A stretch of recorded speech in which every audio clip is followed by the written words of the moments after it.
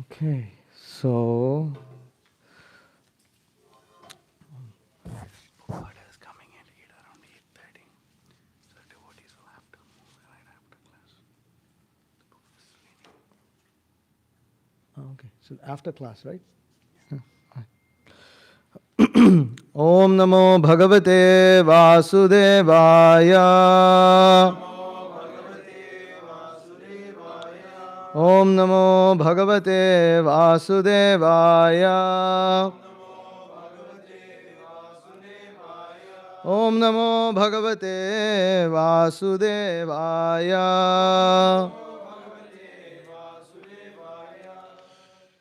Reading from Srimad Bhagavatam, Canto 2, Chapter 6, titled Purusha Sukta Confirmed, Text 1. Just 1 second.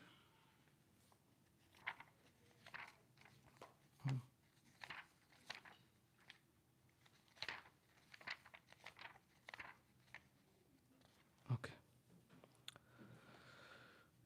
Brahmovacha Vacham Vahner Mukham Kshetram Chandasam Sapta Dhatavaha Havya Kavyamritananam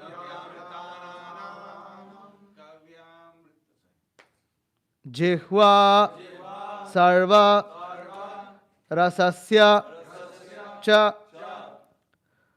Brahmovacha Vacham Vahnir Mukham Kshetram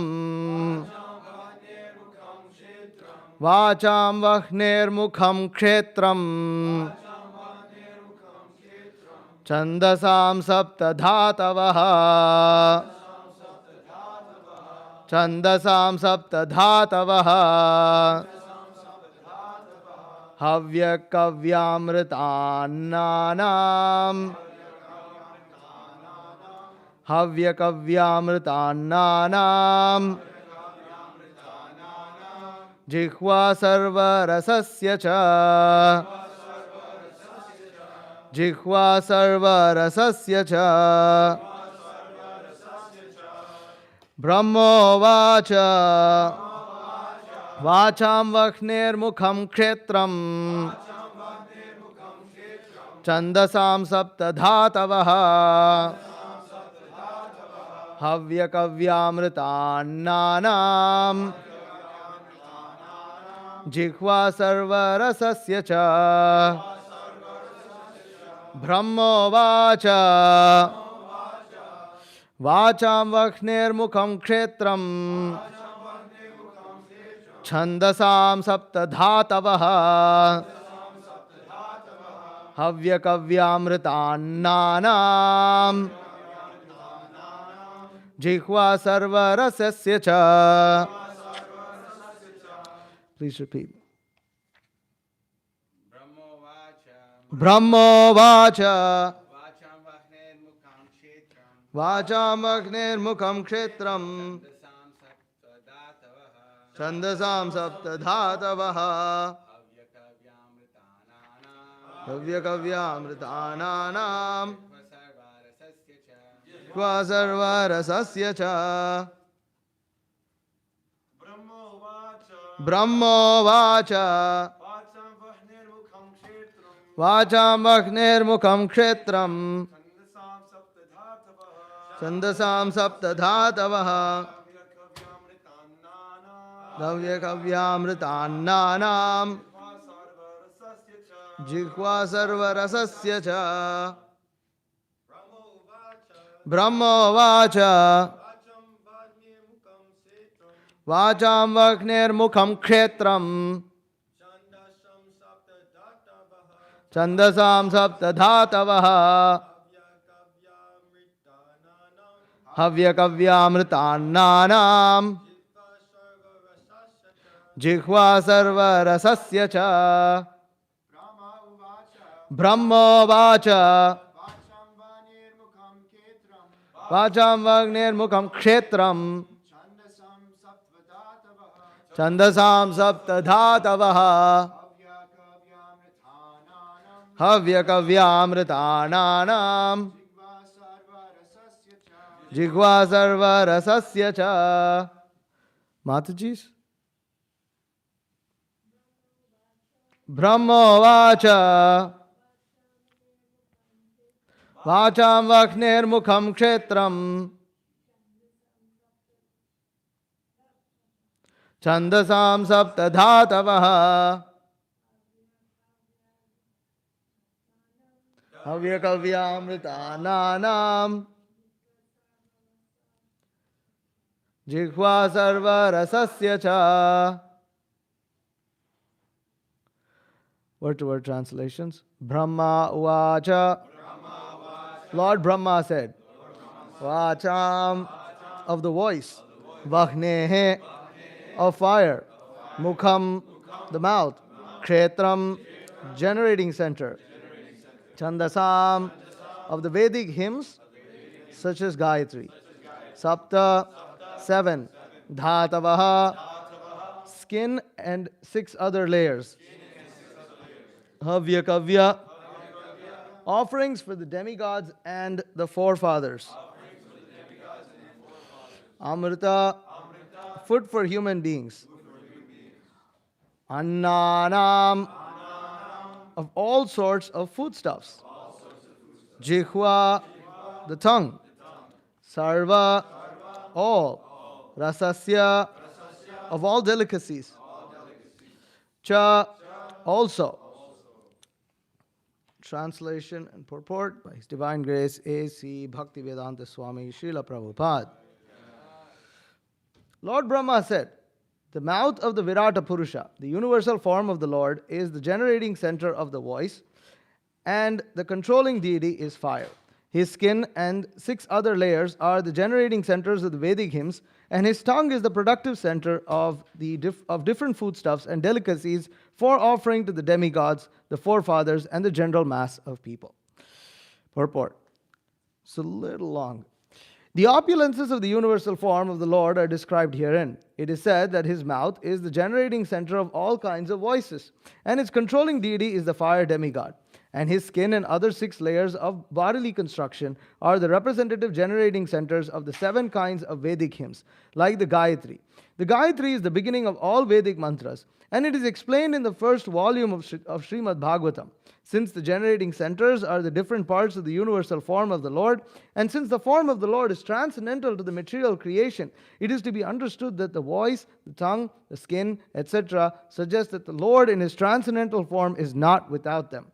The material voice or the energy of taking in foodstuff is generated originally from the Lord. Such actions are but perverted reflections of the original reservoirs. The transcendental situation is not without spiritual variegatedness.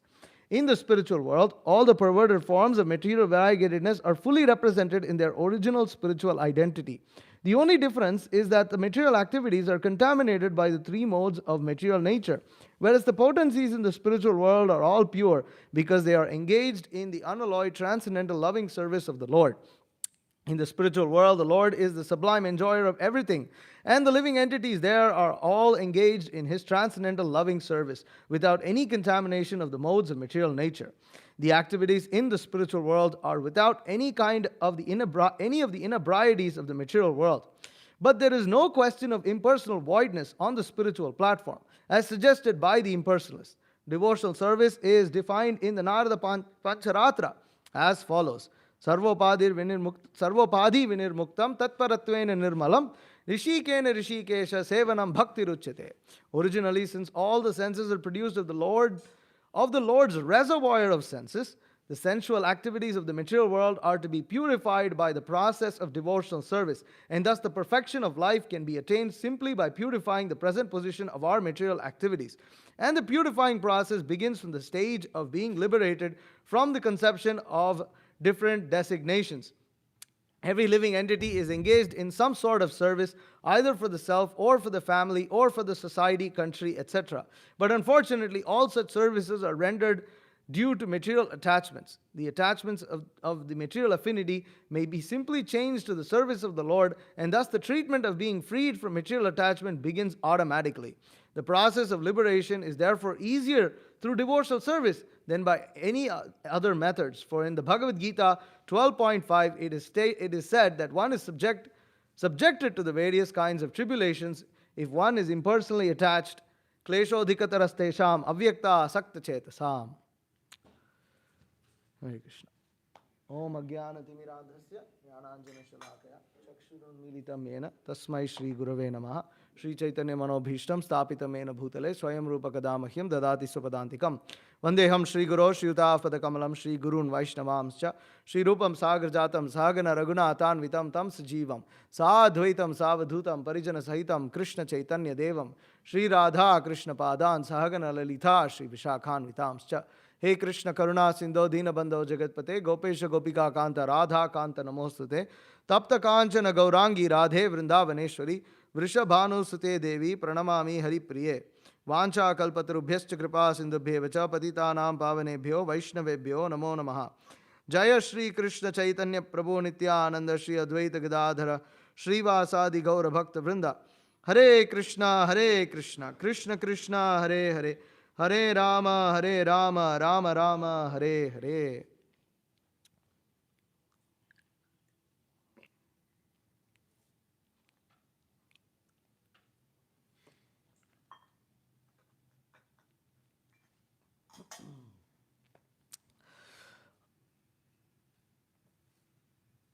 Brahmo watch वाचां वह्नेर्मुखं क्षेत्रं छन्दसां सप्तधातवः हव्यकव्यामृतान्नानां Jihva sarvarasasya cha. Lord Brahma said, the mouth of the Virata Purusha, the universal form of the Lord, is the generating center of the voice, and the controlling deity is fire. His skin and 6 other layers are the generating centers of the Vedic hymns, and his tongue is the productive center of different foodstuffs and delicacies for offering to the demigods, the forefathers, and the general mass of people. So here we enter into one of the more difficult chapters of the Srimad Bhagavatam, known as the Purusha Sukta, confirmed.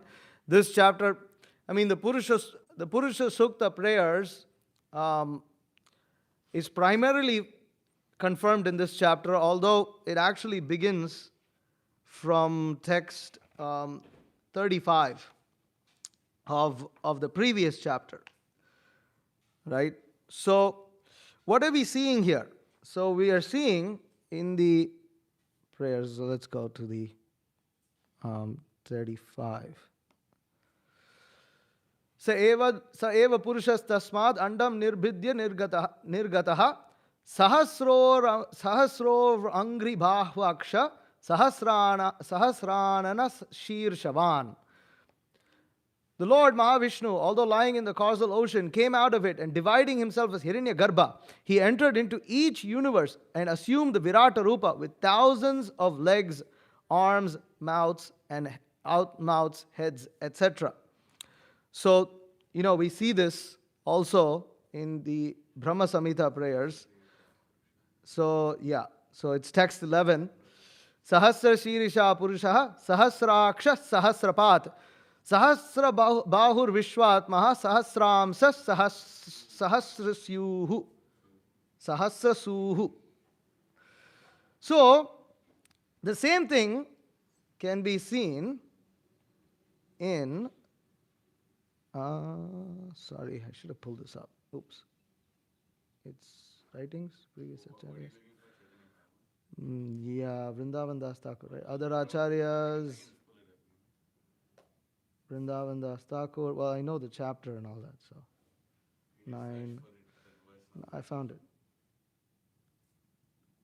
Okay, so here in chapter 9 of the Chaitanya, of the Madhya Leela of Chaitanya Bhagavat, the thanks to Mitravan Prabhu, he showed this to me, that in the Mahaprakash Leela of Chaitanya Mahaprabhu. So what happens in the Mahaprakash Leela of Chaitanya Mahaprabhu? So Chaitanya Mahaprabhu is in Navadvip. He's still a householder, right? He's not sannyasi. He's a householder, And they are performing the night kirtan pastimes in Srivas Thakur's house, Srivas Angan. So the night kirtan is happening. And it's stated here in the beginning of this chapter that many times Chaitanya Mahaprabhu in his ecstasy, what he would do, so Srivas Thakur has an altar, and on that altar is a throne for Lord Vishnu. And Chaitanya Mahaprabhu out of ecstasy would go and sit on it. But all the times he sat on it out of ecstasy, he would exhibit the pastime of being unconscious of what exactly he is doing. I mean, unconscious doesn't mean without consciousness, but meaning that he is not aware that he is sitting on the throne. So he's in so much ecstasy and he's exhibiting those ecstatic symptoms. But in the Mahaprakash Leela, Chaitanya Mahaprabhu gives up all such, to use the very word that Vrindavan Das Thakur says. So he says, on the other days, the Lord would dance in the mood of a servant and would only momentarily manifest his opulences before withdrawing them. However, while dancing on this day, however, the Lord made all the devotees fortunate by going up and sitting on the throne of Lord Vishnu. On other days, when the Lord had manifested his ecstasy and sat on the throne of Vishnu, he acted like he was unaware of his actions. But during this Shata Prahariya Bhav, the Lord gave up all pretension, and revealed his glories for 21 hours. So, now the Lord sat as the Lord of Vaikuntha, not even a tinge of illusion was present, and the Lord ordered, recite the prayers from my Abhishek. On hearing this, the devotees happily recited. So, what happens here in the Abhishek prayers? So, the devotees bring all the Abhishek, meaning bathing ceremony. So, the devotees bring Ganges water, and then they mix it with camphor and other ingredients, and then Nityananda Prabhu chanted Jai Jai as he happily poured water on the head of the Lord. Exalted devotees headed by Sri Advaita Srivas bathed the Lord while reciting the Purusha Sukta mantras. So the Purusha Sukta mantras are found in the Yajurveda of, was it Rig Veda? Rig Veda, sorry. Rig Veda, it is found in the Shruti itself, and it is a summary of the entire creation. It's you can see here, actually here the number of mantras is not given. Let me see if I can, okay, books. So the total number, oh my God, it's going like this. Let's see. So the number of prayers here, verses, it's 18 mantras. So there's a total of 18 mantras in the Purusha Sukta prayers. And so what is the Purusha Sukta? The Purusha Sukta, as we see here, is the Lord of the mundane world. Mahavishnu possesses thousands and thousands of heads, eyes, hands. He is the source of thousands and thousands of avatars in his thousands and thousands of subjective portions. He is the creator of thousands of individual souls. So the Supreme Lord is manifesting this material universe. And this material universe, how does it get manifest? This material universe is only 1/3 of the entire creation. That also comes in the Purusha Sukta prayers. Supreme Lord lies down on the causal ocean. The universes emanate from his pores. And then here in the Bhagavatam, as we just read, what does he do? He comes out of the causal ocean. He assumes the form of Hiranyagarbha. Who is Hiranyagarbha? Hiranyagarbha, as Bhakti Siddhanta Saraswati Thakur defines, is the prototype Brahma. He is the prototype Brahma because Brahma is not created yet. Right? Each universe, just the universes are there and they're empty. There's nothing in it. So the andas are there. So now the Supreme Lord creates a prototype Brahma called Hiranyagarbha, which is him. He is that incarnation. That is himself. And then from that Hiranyagarbha Brahma, he enters into each universe and assumes this Virata Rupa, this thousands of forms. See, right now, so then, now what is the confusion sometimes is we find the Virata Rupa, even at Prabhupada in a couple of purports before, he says Virata Rupa is imaginary. Is it not? But did Supreme Lord assume this form or not? So, yes, he did. He assumed that form. However, that form is basically, the Supreme Lord creates Because the Supreme Lord is everything, right? In Bhagavad Gita, Krishna, what does he say? He in opulence of the absolute, what is the chapter number? I'm bad with numbers. Chapter 10, right? What is the Sanskrit is Vibhuti Yoga? Huh? Yeah, Vibhuti Yoga. So opulent. So Krishna says how he is everything. He describes himself as everything. Krishna is everything. Nothing is separate from Krishna. Srila Prabhupada, I was reading, transcendental, diary, and in there, Srila Prabhupada is explaining. So the marble on the floor, and the marble on the deity. The deity is also made of marble. The floor is also made of marble. It's the same thing, is it not? But and this marble is also Krishna. That the deity is also made of marble. That is also Krishna. Marble is also Krishna. But Prabhupada said Krishna is not in this marble, whereas he is the deity himself. Prabhupada said Krishna is not here. This marble on the floor, Krishna is not here. But we just said it is Krishna. So that's what Prabhupada said. Achintya Beda Beda Tattva. Simultaneously existing but not existing. Simultaneously, this marble is Krishna, but at the same time, it is different to the deity Krishna.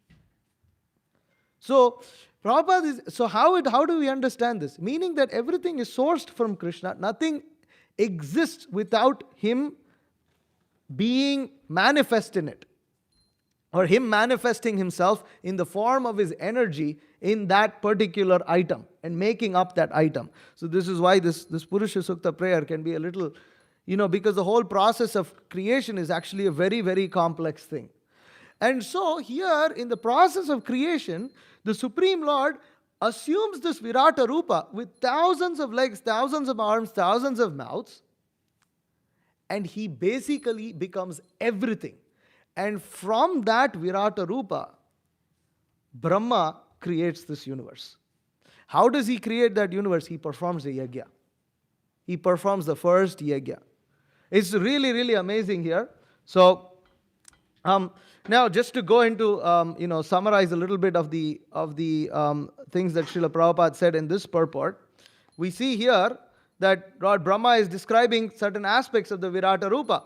He's saying that the mouth is the generating center of the voice, the controlling deity is fire. So where did that voice come from? We are all speaking. Where does it come from? It comes from the Virata Rupa. The Virata Rupa's form. It is from there that Brahma gets the idea, okay, I have to place the voice. Or basically, he creates beings looking at the Virata Rupa. The Virata Rupa, the Supreme Lord becomes the prototype of everything in the universe, and Brahma is creating this. And this is the Purusha Sukta prayers. So while it sounds like all this very, complex, it's actually, in one sense, it's not very, it's not completely out of the realm of understanding. It's difficult. It's definitely difficult, and I actually nobody can claim to understand it completely. What to say? What to say of me? I'm trying to do some service here. Even Guru Maharaj says that out of humility, although he knows Krishna, he understands Krishna, he says that he does not understand this. So therefore, we have to try to read the purports of the acharyas and try to understand what we can. Why do we need to understand this? Because we have to understand the Supreme Lord is the source of everything. Why to understand the Supreme Lord is the source of everything? Then we will understand that if we need anything, or everything that we need is ultimately supplied by the Supreme Lord. We are thinking that by our endeavor, we are going to achieve things in life. But by our endeavor, we are not the doer. We don't do anything. Supreme Lord creates this whole universe, supplies everything. One of the prayers of the Purusha Sukta says, in the Sri Vaishnavas, they say, this Purusha is so benevolent that he creates everything and he bestows everything without anybody praying to him, because there's nobody to pray to him. The universe hasn't been created. Living entities aren't manifest. Who is praying to him? Nobody's praying. But he creates everything. He supplies everything without anybody even asking. And fools are going and thinking, I have to approach this, I have to approach that, I need this, I need that. No, Krishna knows everything. All we need to do is worship him. So this is like, there's a lot of devotional purports that we can learn from the Purusha Sukta prayers. So, here we understand Prabhupada's, the thrust of this purport, Srila Prabhupada says how that in the spiritual world, all perverted forms of material variegatedness are fully represented in their original spiritual identity. So Supreme Lord is everything. So from him everything comes. And how is that? How is he? How is that Supreme Lord? He is not impersonal. He is not impersonal as people think. People think that he's just some energy. But if we saw, how did all this variegatedness come from? No, the Purusha Sukta confirms that Supreme Lord is actually having a form. He is the source of all forms, all varieties, all seasons, all emotions, everything that we can think of. This is Supreme Personality of Godhead. He is so exalted. So, and so people, they think that in the material world, so Prabhupada says here that the only difference is that the material activities are contaminated by the three modes of material nature, whereas the potencies in the spiritual world are all pure because why are they pure? Why are the potencies pure in the spiritual world? Because they are engaged in the unalloyed, transcendental, loving service of the Lord. See, those who are unintelligent, those who are less intelligent, they think that these material inebrities are a problem, so I need to give it up. I need to give it up. Then we can think, well, when we become devotees, you ask us to give up sports, right? We have to give something up, right? That is only for us to be able to understand that we are not the enjoyers. There are certain gross material activities which fall under the four regulative principles that we are meant to give up. But if you look at the pure associates of the Supreme Lord, pure devotees, you will see that they also engage in these things, right? Garuda is not vegetarian. He's not vegetarian. But he doesn't fall into illusion. The Krishna doesn't preach to his cowherd boyfriends that you have to follow the four regulative principles and not play sports. No. The point is, actually, all varieties of enjoyment that is found in this world are engaged in the supreme, are found in the spiritual world, but in their unalloyed state. Why are they unalloyed? Why are they not contaminated by the three modes of material nature? Because they are engaged in the unalloyed, transcendental, loving service of the Lord. There are, and in the material world, sometimes some acharyas, they exhibit this. Like there is one Sri Vaishnava acharya who, in his zeal, in his enthusiasm to build the temple of Ranganath, he engages dacoits, thieves. And he's also very expert. He's also an expert thief. He engages these thieves to steal what? To steal a full solid idol of Buddha. Full solid, heavy solid idol of Buddha. And what to do with that? And then there's a couple of jewels also with this. You steal that. What to do? To do what? So that he can get the wealth, the money to build and complete Ranganath's temple. But now, when you take a bunch of dacoits, then you have to split the share, right? But he doesn't want to split the share. Everything's supposed to go to Ranganath. Who is the rascal, So he doesn't want to give the share. So what he says, listen. But he's very expert. So he takes them all. The Kaveri splits into two. The Kaveri river splits into two, and you have the island of Srirangam in the middle of the river of Kaveri. So when it splits into two, although it merges back after the island, still the two sides of the Kaveri river are called by different names. So you have Kaveri and then you have Kollidam. So he takes them on the Kollidam, he takes them on a boat, and he says, in the middle of the boat, we'll split our spoils. So he takes them in the middle of the boat. Actually, no, I think he has a disciple who does that. I'm a little fuzzy with the details here. But what happens is, he takes them to the middle of the river, and with the promise of splitting the spoils, the disciple or himself, either himself, I think it's his disciple, has the ability to walk over water. He has that mystic power of being able to walk over water. So he breaks the boat, they sink into the river, and all the thieves die, while this disciple picks up all the spoils, carries it right across the river, walks right over the river and comes, and then they get all. So basically, he killed. He killed people and stole to build a temple of Ranganath. If we do any of these things, we will go to hell. But he can do it because he is doing it for unalloyed devotional service. That unalloyed devotional service is not easy to be obtained. It's not easily obtained. If it were so obtained, then we would not be dealing with the mind, the senses, and still having material desires and all that. We are still conditioned. We have to recognize that. And in our conditioned state, there are certain things that we should avoid so that we remain sane.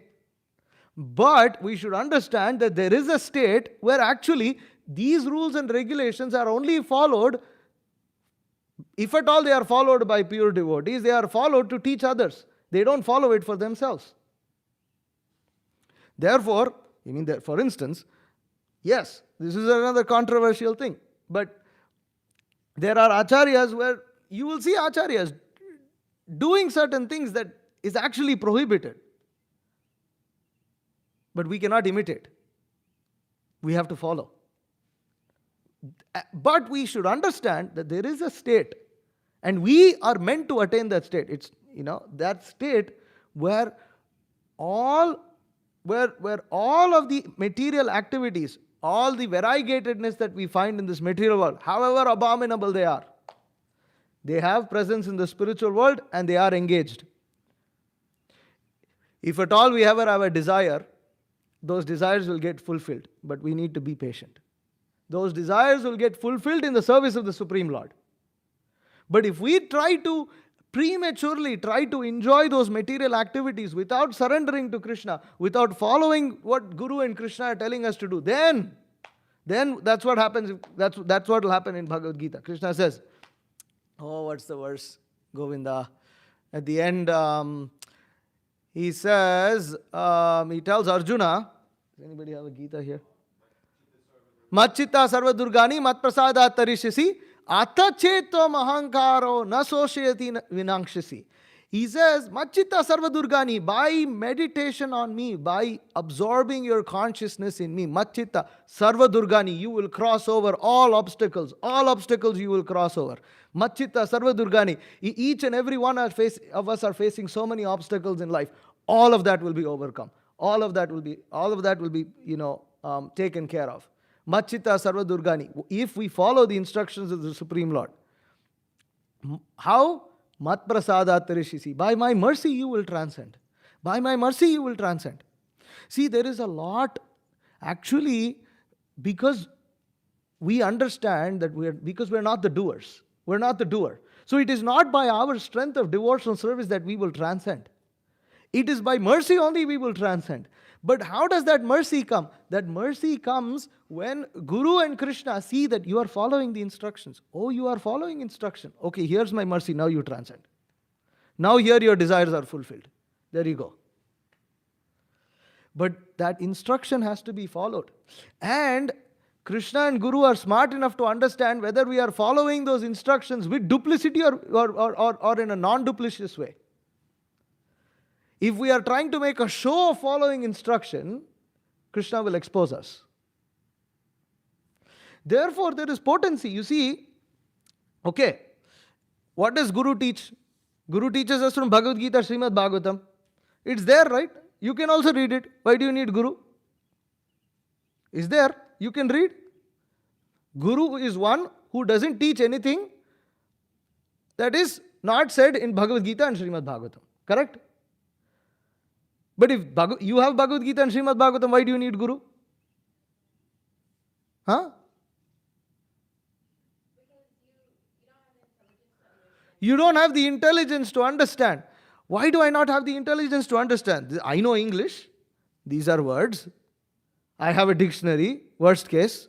I can look it up. All the purports are there, explanations are there. Why can I not understand? Huh? No. Guru has Vijnana, realized knowledge. Yes, Guru has Vijnana, he has realized knowledge. Yes. Because Bhagavad Gita says you have to approach a Guru. That's it. If you understand Bhagavad Gita, you read Bhagavad Gita and you don't approach a guru, what you are reading Bhagavad Gita, you haven't understood anything. You have not understood anything. Bhagavad Gita is saying you have to approach a guru, you have to approach a guru, finished. Oh, guru is supposed to say everything that's said in Bhagavad Gita. Then why is Bhagavad Gita telling you to approach a guru? Because Krishna wants your submission. Krishna wants you to surrender. He wants you to accept him as the Supreme Lord, as the master, and you as a servant. If we don't accept ourselves as servant, we don't put ourselves in that situation, then the mercy doesn't come. We can read, we can do all, we can make a show of being very godly, religious, blah, blah, blah. We will not get the mercy. But when the mercy comes, like they say, when it rains, it pours. When the mercy comes, suddenly it is more than what one can handle. Because the Supreme Lord by nature is very benevolent, He's very kind, He's very merciful. He created this entire universe with nobody asking Him. Nobody is there to pray for Him. Oh, please, you create, do this. No. He understands the desires of the living entities, supplies. But we have to have a desire to serve Him. To have that desire to serve Him, we have to receive instruction. Although the Guru is just going to say the same thing, when he says it and we follow, there is strength, there is Shakti. We gain that Shakti. We gain that. See, and I've experienced this personally in my spiritual life also. I know I'm supposed to do something, and I know this is how I'm supposed to behave. And I'm trying, I'm just not able to do it. And I'm struggling, I'm trying so hard. But then, somehow, because I'm obviously fumbling around and making mistake, and I know that, listen, I'm going to get caught because of doing the stupid thing again and again. I got to rectify it, but I'm struggling to rectify it. I'm trying different ways, this, that. Then, my senior, or, the guru or his representative, senior devotee, they observe this problem and they say, you have to fix this. Immediately, it suddenly happens. Immediately, you're okay, I've got to do it. I've got to do it. And suddenly, you gain the ability to actually do it. You suddenly say, how am I doing this? And actually, it's not us doing it. That's the point. It's not us doing it. So, that is where we have to put ourselves in a situation where we are willing to accept the orders of Guru and Krishna and the Vaishnavas, because there is potency there. There is the potency to solve all the problems in our life. We need to accept guidance, we need to accept, and because even Brahma didn't know how to create the universe. Brahma is born and he's looking around, 4 heads appear. He doesn't even know how the 4 heads appeared. He's looking up, he's looking down, everything is dark. How does he create? Of course, he prays to Krishna, he meditates on Krishna, and even that, Brahma doesn't know even what to do. He goes down, he comes up, and then he's very distressed. He's in a distressed situation. And then he hears a voice, Tapa. Perform austerity. Tapo divyam, that's what Rishabhadev's instructions are. Tapo divyam putrakayena sattvam suddhed yatsmat brahma saukyam tamanantam. That through austerity, and what is that austerity? Sometimes we think of austerity, when we think of austerity, we think of, like fasting or having to control the senses, controlling anger, controlling greed, lust. Oh, I have so many lustities I have to control. Yes, that's all austerity, but actually the real austerity is to simply follow the instructions of Guru and Krishna. That is the austerity. And then they have different instructions, of which Srila Prabhupada primarily would classify the instruction of austerity as following the 4 regulative principles. He said, this is austerity, this is all one has to do. To follow 4 regulative principles, that's the austerity one needs to take. So it is out. So this is how the Supreme Personality of Godhead, He creates this universe by becoming the prototype of all that exists within this universe. And from that Virata Rupa, Brahma creates everything. He creates the demigods, and then the demigods further create everything else.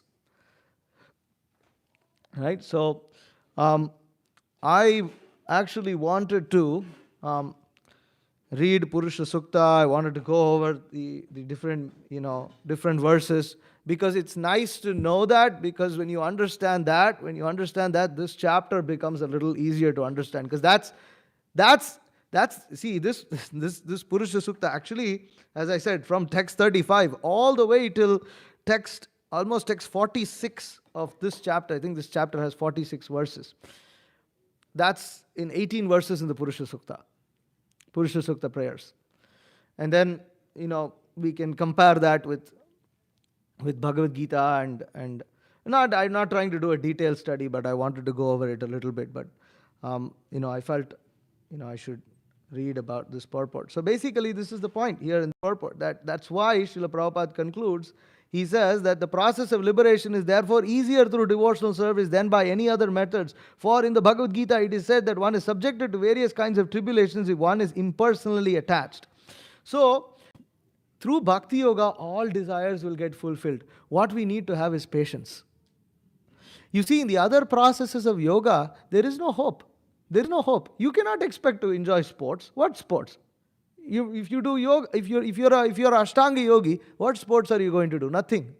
You are meditating upon the Supreme Lord, and the end goal is that you just become completely transcendental to all material situations, and the only thing you're doing is meditating on the Supreme Lord. You are in bliss just by observing his form. In the perfected stage as the Paramatma, they observe the form of Vishnu, and they go back to the spiritual world and they observe him like that, primarily in Shantarasa.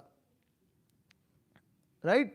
Of course, they have to purify them. They actually have to transcend from the stage of just being Paramatma yogis. They have to become devotees. But when they become devotees where they're just happy just looking at the form of the Supreme Lord, which is nice, wonderful.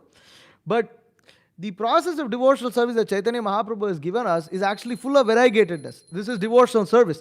And even among the different Vaishnava Sampradayas, Chaitanya Mahaprabhu's process of devotional service is the most benevolent and the most easiest. Because even in the other processes, you still have to follow, to a large extent, the rules and regulations of Varnashrama Dharma. And Chaitanya Mahaprabhu, however, reveals to us the glories of Vrindavan Dham, which is about this position where, see, for instance, in Vaikuntha, Guru Maharaj also explains, there is no anxiety. Everything is very orderly in Vaikuntha. There is no anxiety. All the servants, and they like it. There's no problem. There's no anxiety. There's no difficulty. There's nothing like that. But in Vrindavan, there is so many politics. There's no politics in Vaikuntha. There's only one Supreme Lord. Finished. He's master of everything. Now, there is nothing wrong for devotees who aspire for that position and go there. But Chaitanya Mahaprabhu reveals to us the pastimes of Vrindavan, and actually not just reveals to us, he gives us access to that. And from there you can understand this whole material world. Without understanding the esoteric aspects of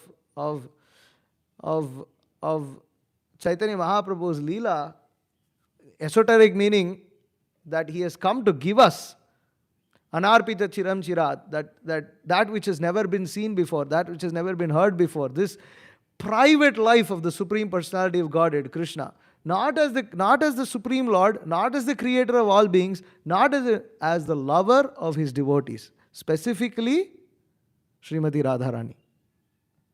This he has come to reveal, and he is giving us the ability to participate in those pastimes. And therefore, there is no question of any insignificant desire we have that will not get fulfilled. But we should be patient. And we must engage in yajna. We must engage in yajna. Why? Because sa yajna praja shishtva puro... Am I quoting this? Saha yajna praja... anyways. I think... Oh yeah. Saha yajna praja shishtva puro vacha prajapatihi anena prasavidhya...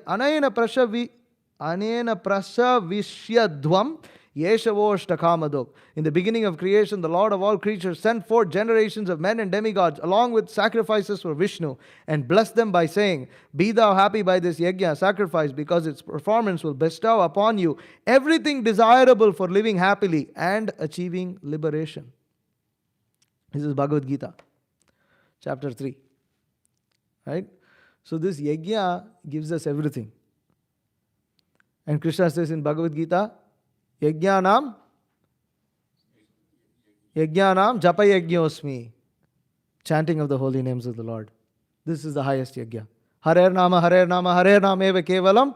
Kalau nastyeva gatiranyata. But actually it is not only for Kali Yuga, it is for all yugas. But in Kali Yuga, people are so fallen that this is all they can engage in. In the other yugas, people they don't recognize the glory of chanting the holy name of the Lord. They think, oh, what is this very simple process? For us, chanting 16 rounds is like, major achievement. I chanted 16 rounds today. That's like, cause of celebration. I finished my 16 rounds. That's how fallen we are, right? But actually, this chanting of the holy name, this Harinam Sankirtan, this is the yajna for this age. That this chanting of, ultimately yajna is meant for pleasure of Vishnu, pleasure of Krishna. And so by chanting the holy names of the Supreme Lord, everything desirable in this life will be achieved, and liberation will also be achieved. And more actually. Liberation is just a byproduct. One achieves what? Krishna Prema, love of God. But if we think that we want to chant the holy name for achieving all these insignificant things in this material world, then that's an offense. You'll get it. Krishna will probably, because Krishna accepts 4 types of people who come to him. One of them is those who are desirous of material things. But again, it's a less intelligent approach of Krishna. If we understand that we have been given the highest benediction by Lord Chaitanya and his associates like Srila Prabhupada, then we will understand that just by practicing devotional service, everything else will be taken care of. And so, we should chant the holy name, we should perform yajna. This book distribution is also Sankirtan yajna. It is non-different. And it's the greatest benediction. I was reading in Harishori Prabhu's Transcendental Diary. Oh, I lost it. I lost the quote.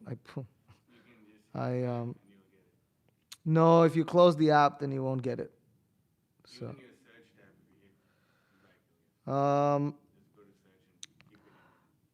Yeah, this is one thing. There was another thing also. He said, for those, Prabhupada says this actually, He says, since it is so difficult for us to comprehend spiritual topics in this age, he stressed that as neophyte devotees, we must be actively engaged in Krishna conscious activities.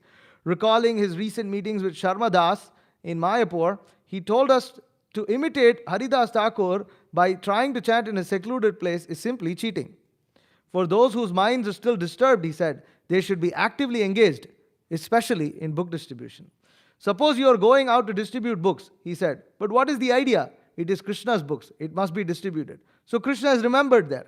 At the same time, because it's Krishna's book, if somebody purchases, if he pays something, he look at it, something that, what this nonsense has written, let me see.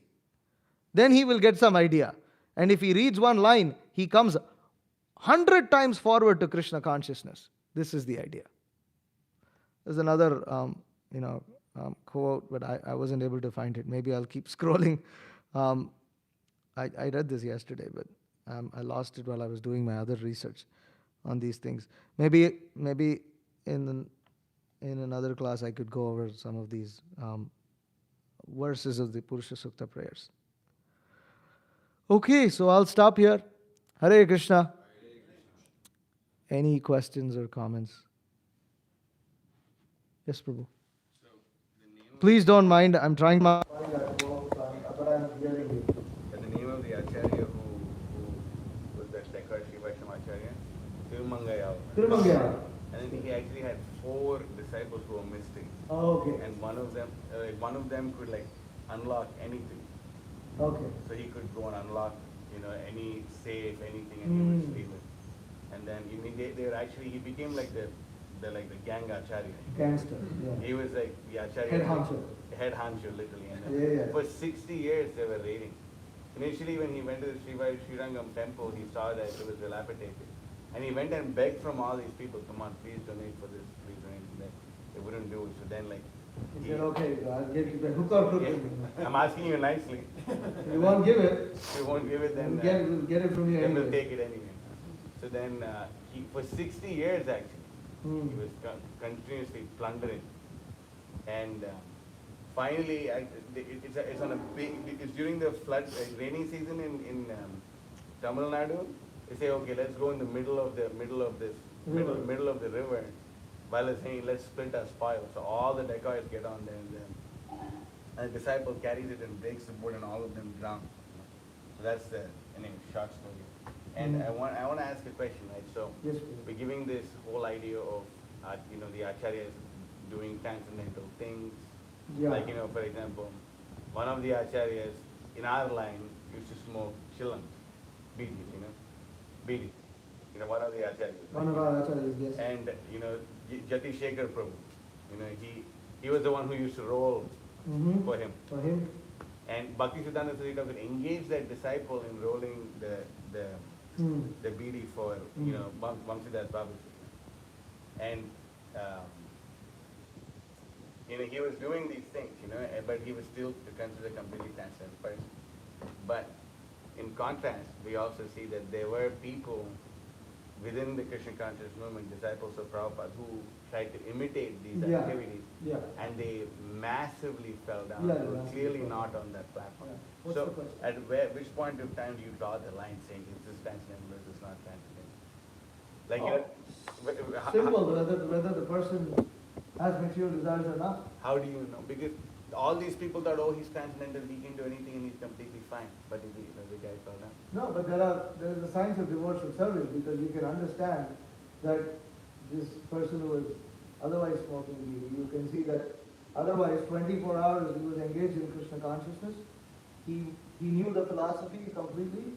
He was, although he didn't exhibit it much, but he was completely aware of the philosophy. And apart from that, he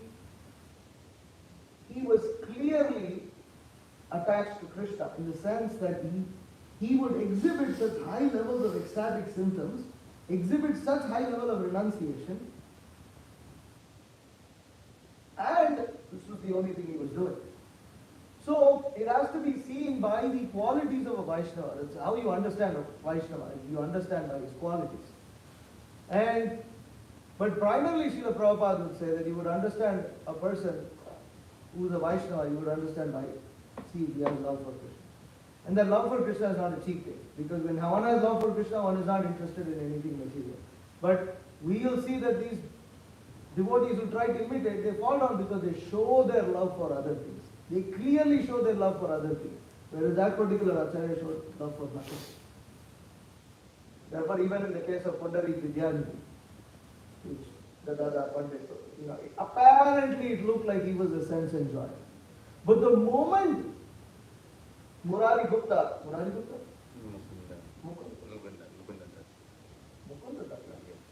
Okay.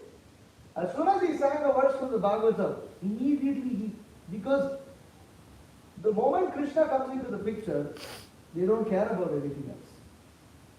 They may apparently show us in material symptoms. But the main point to try to understand is that we don't have any record of that particular acharya who was smoking beads receiving an instruction from his acharya that he should not do so. This is another circle that we should understand. That when it is explicitly stated by the Guru that one should not do something like this, then even if one is a pure devotee, he will follow the instruction of his Guru. Not when he is in his original transcendental form as an associate of Krishna, but he will not transcend the order of the Guru. So for us, Srila Prabhupada has given us the specific instruction. Therefore, to imitate is a direct offense against the order of the spiritual master. That also should be understood. Therefore, anybody who is doing that is not transcendental, period. That's another test. You are directly transcending order of spiritual master. He's explicitly stated this.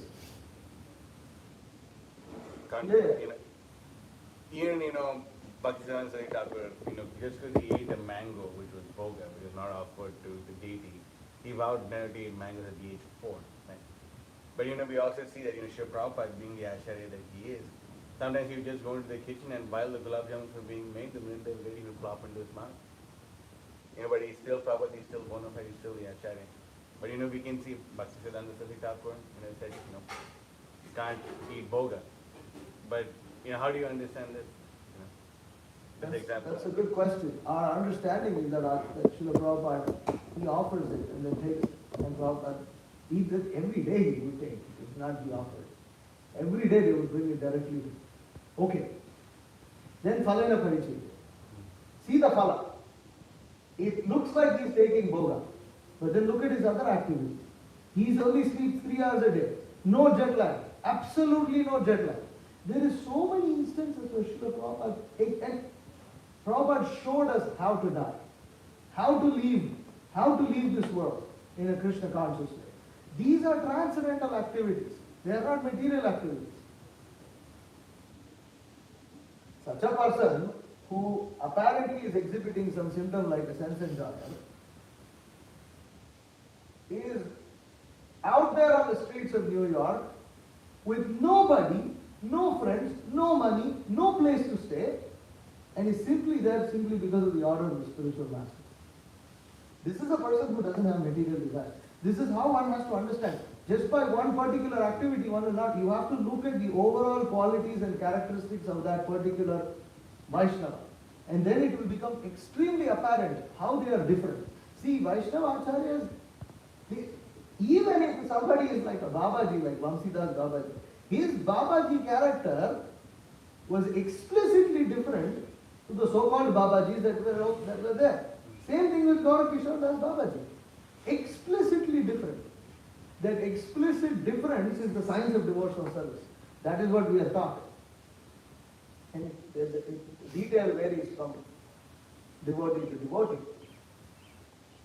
But the point is, they clearly exhibit the principle of what is that? That they are clearly attached to Krishna and they are not attached to anything else. It's similar to the verse. Huh? No. They exhibit, okay, so they exhibit that Anya Abhilashita. They don't exhibit any Ashita. They don't exhibit any other desire, Asha. No other desire except to serve Krishna. That has to be seen. But you see, Krishna also, we see that these acharyas exhibit these symptoms just so that we don't put them in a box. Because if the acharyas followed everything to the T, right, then it would seem as if their transcendental nature is because of those rules and regulations. Their transcendental nature is not because of the rules and regulations. They show how they are transcendental to the rules and regulations. Therefore, they are acharyas. Yeah, this Prabhupada said, if I do, I won't follow him. If you do, you follow him. Now we can say that, but that's imitation. Phalena Parichayate. Ultimately, you will see by the result. Result will show. Time will tell. Initially, for New Year's, they may make a show, and you'll fall down. Yes. To add to this point, you make comparing Bhaktisiddhanta Saraswati Thakur taking the mango versus Srila Prabhupada versus taking the Bhaktisiddhanta. I heard this somewhere, and you could confirm if this is true or not, but Bhaktisiddhanta Saraswati Thakur didn't know that the mango was unoffered. Is that true? Yeah. Yeah. So it was like But he took a severe punishment upon himself to teach others. Exactly.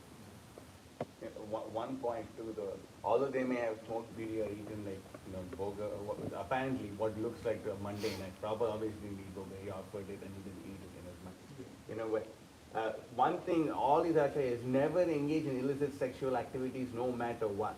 That's a good point. None of them. None of it. That's a good point. See, again, even Bhakti Siddhanta exhibits this. Gaur Kishore Das Babaji says, don't go to Kolkata. Don't go to Calcutta. Please go to Calcutta. You know, don't associate with worldly men.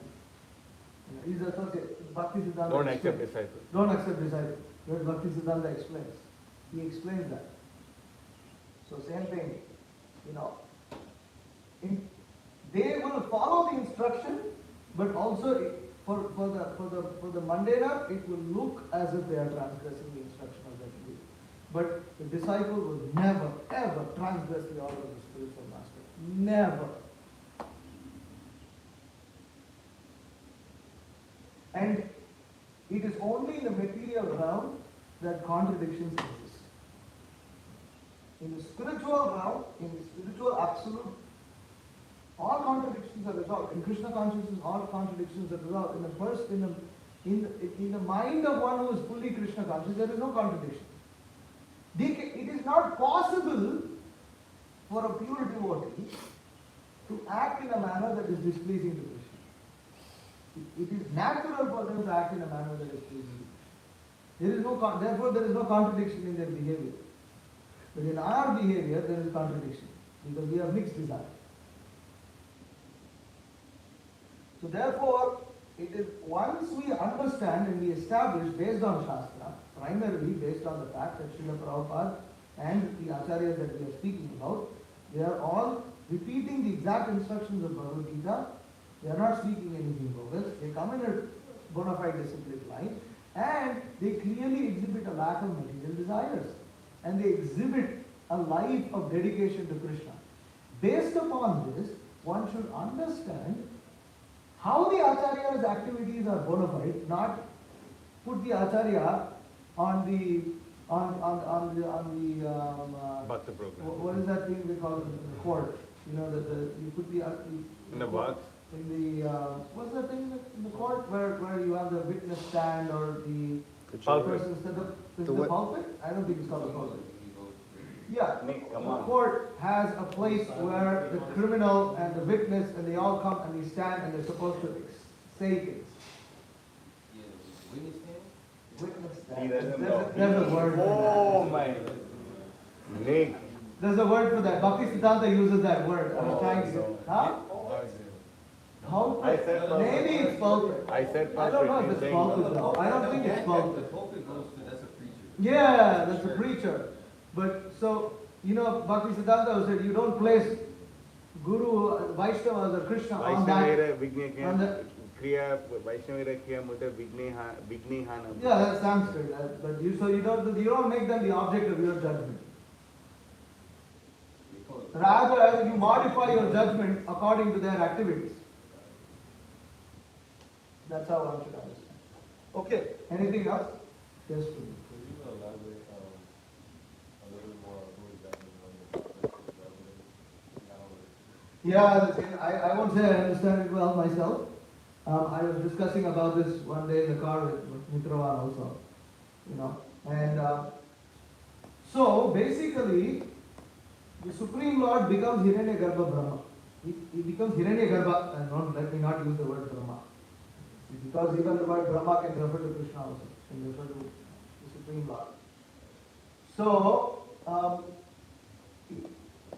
Mahavishnu is lying, causal ocean, universes have come out.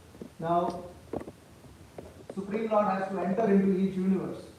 But before he enters into each, one way in which he enters the universe is he becomes Garbhodakasaya Vishnu, he fills up the anda, the universal egg with half water, then he lies down on it, and from his navel sprouts a lotus, and Brahma is born. This is one way in which Mahavishnu enters. There's another way. What happens is, from Mahavishnu, there is an expansion of Krishna known as Hiranyagarbha. And this Hiranyagarbha is the prototype Brahma who represents the mode of passion. He is the representative of the mode of passion. Therefore, Brahma is infused with that quality of the mode of passion so that he can create this universe. So, You have, so outside of the universes, you have the three modes of material nature. They come into existence by their three masters. As Shambhu, the master of ignorance, as Hiranyagarbha, the master of passion, and Karma, Mahavishnu himself being the master of goodness. But is the master. Now, these three entities have to come into the universe also. So, Garbhodaka Sai Vishnu comes as the Paramatma of the universe, and then Hiranyagarbha, from Hiranyagarbha comes the Virata Rupa, and Garbhodaka Sai Vishnu creates Brahma, and then looking at that Virata Rupa, Brahma gets the intelligence along with the mode of passion, gets the intelligence to create the universe. That Hiranyagarbha expands himself into the Virata Rupa where he has thousands of heads, thousands of arms, thousands of mouths, thousands of legs in the individual universes. So Hiranyagarbha is always coming from Garbhodaka Vishnu or not necessarily? Hiranyagarbha doesn't come from Garbhodaka.